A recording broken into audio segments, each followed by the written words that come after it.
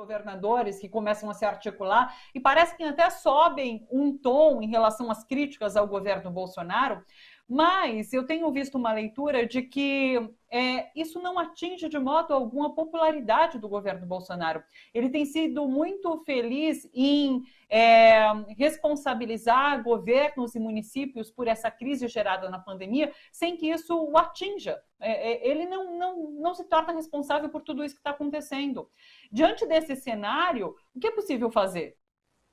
Eu acho que agora teve uma pequena inflexão. A resposta seria sim e não. Ele realmente nada de braçada, porque ele é enfim, ele enuncia qualquer coisa, ele é contraditório, então ele confunde. É a produção, é a tal da produção da desorientação típica da comunicação de guerra. Ele aprendeu isso muito bem, ele faz isso o tempo todo. E a imprensa é tomada de arrasto por tudo isso. A gente aqui no chão da fábrica do jornalismo alternativo, a gente tenta resistir, mas é difícil. Não é trivial. É preciso realmente ter um aparato técnico para dar uma resposta à altura para esse protocolo de comunicação do governo Bolsonaro. Mas eu diria o seguinte, ele coloca a culpa nos governadores, a culpa do aumento dos combustíveis, a culpa do alastramento da pandemia e tudo mais. E, enfim, a gente sabe que não é assim que funciona. Agora, os governadores estão reagindo, coisa que não aconteceu no passado.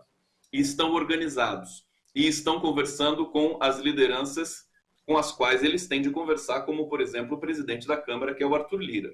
A foto do Arthur Lira fazendo uma coletiva ao lado do governador do PT, o Wellington Dias, ontem, ela é emblemática.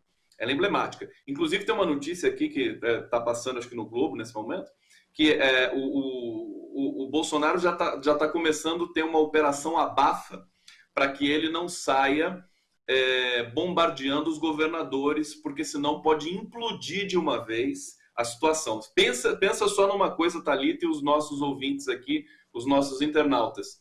Se essa guerra acontecer em dimensões, nas dimensões que, digamos, ela deveria acontecer, governadores contra Bolsonaro, todos os governadores, você vê o governador do Rio Grande do Sul, digamos, respondendo à altura para o Bolsonaro nesse momento, porque as coisas vão acontecendo, os dramas vão acontecendo nesses lugares, nesses estados, a gente tem um novo patamar, uma nova realidade de um possível começo de uma fragilidade política do Bolsonaro, e eu tenho dito isso, não se pode duvidar que esse presidente da Câmara, Arthur Lira, que é do Centrão, que ele não venha abrir um processo de impeachment nos próximos semanas, meses, porque a situação tende a piorar muito politicamente, não só sanitariamente. Então tem alguma coisa nova no horizonte, né? Não é só a repetição de sempre. O Bolsonaro ele realmente tem uma proficiência impressionante, ele mantém a popularidade, mas mexeu com os governadores agora e os governadores se unindo, a gente tem um quadro um pouco diferente, tá ali. Você fala sobre essa operação abafa, tanto é que ele cancelou o pronunciamento que faria ontem, né? Estava marcado para ontem, às 8h30 da noite, esse pronunciamento foi cancelado. Eu ouvi alguma coisa sobre ser realizado, não sei, hoje, nos próximos dias, mas não tenho essa informação concreta. Mas seria ontem, de fato, isso foi anunciado e depois foi cancelado às 8h30 da noite. E tem um detalhe também, que é em relação aos filhos dele, porque Bolsonaro sempre faz algum ataque à imprensa quando surge alguma notícia referente a filho dele. E ontem a gente teve esse escândalo da compra de uma mansão de 6 milhões de reais pelo Flávio Bolsonaro, senador, filho de Jair Bolsonaro. É muito curioso realmente ver essa conexão. Sempre que há alguma coisa em relação aos filhos dele, ele se sente acuado e ele faz um ataque, geralmente, à imprensa. Essa situação também coloca mais um ingrediente nesse, talvez, ciclo de uma fragilidade. Vamos ver como é que ele vai se sair disso, né? Você vê que a cada momento que você tem uma crise, você tem um desgaste. Você tem um desgaste na ala militar do governo, que é a majoritária. Você tem um desgaste na relação dele com a imprensa, na relação dele com as próprias redes sociais do gabinete do ódio. Você tem todos esses problemas. Essa questão do Flávio Bolsonaro, ela é emblemática. Ela pode precipitar problemas políticos mais graves para o Bolsonaro. Você sabe que ele está tão autoconfiante, Thalita, o Bolsonaro, que ele foi consultado, segundo uma matéria, acho que eu li no Estadão, o Flávio perguntou para ele, né, se tudo bem comprar a mansão.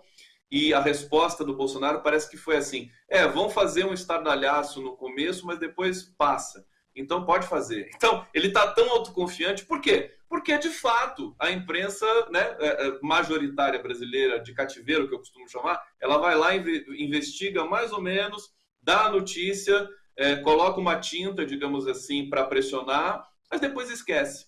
Então ele está sabendo disso, ele brinca com isso e está entronizado na própria linguagem dele. De qualquer maneira, volto a reiterar, né?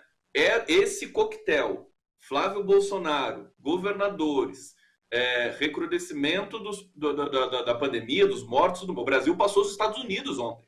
1.726 mortos, os Estados Unidos tiveram 1.565 mortos.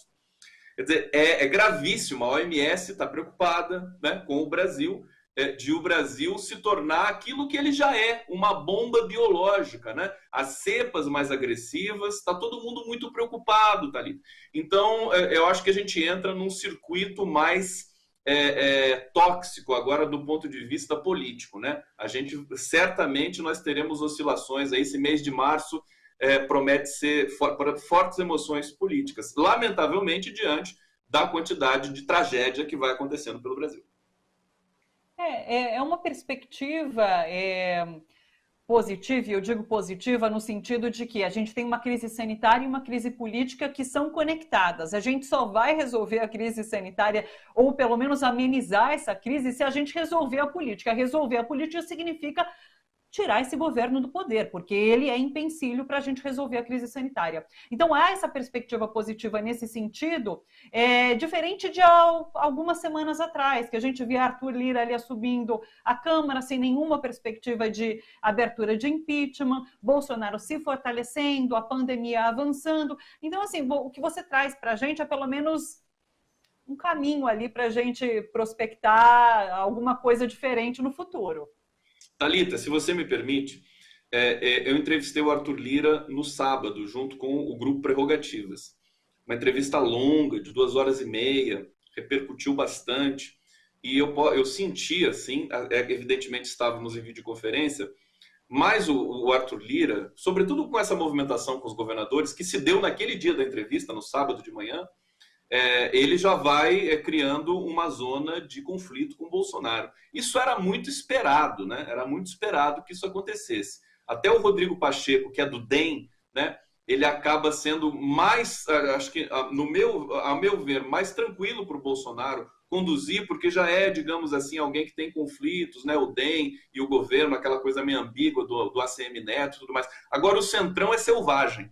O Centrão tem os interesses históricos, não importa o governo, né? O Centrão quer os seus interesses. Num certo sentido, isso pode ser positivo no sentido de implodir essa suposta base que, na verdade, nunca aconteceu concretamente. Então, o Arthur Lira disse coisas do tipo: eu prefiro a previsibilidade, se contrapondo aos tiroteios contumazes do Bolsonaro. E disse outras coisas também, quer dizer, o Bolsonaro tem o CPF dele, eu tenho o meu, né? Embora ele tenha algumas pautas que façam arrepiar os cabelos de quem é progressista, de quem tem espírito democrático, como, por exemplo, a questão das armas e tudo mais, ele pode ser um vetor, como está sendo agora junto com os governadores. Então, o que eu apenas acho que eu gosto de fazer essa leitura é que o imponderável, ele está sempre solto. O Bolsonaro tem se dado bem em função de uma inércia das esquerdas, em função de um certo medo, cansaço, trauma, né? Na verdade, esse pânico contido que o brasileiro está sentindo pânico, mas é um pânico contido, quer dizer, não explode, não tem como explodir. Eu acho que a gente tem algumas questões novas no horizonte. Então, assim, só para dar esse feedback, eu acho que o Arthur Lira pode causar problemas aí nas próximas semanas para o Bolsonaro, no sentido político. Bacana essa impressão que você traz pra gente. Isso é legal. E você conversou com ele, claro, ali na videoconferência, muito bacana. Deixa eu te perguntar uma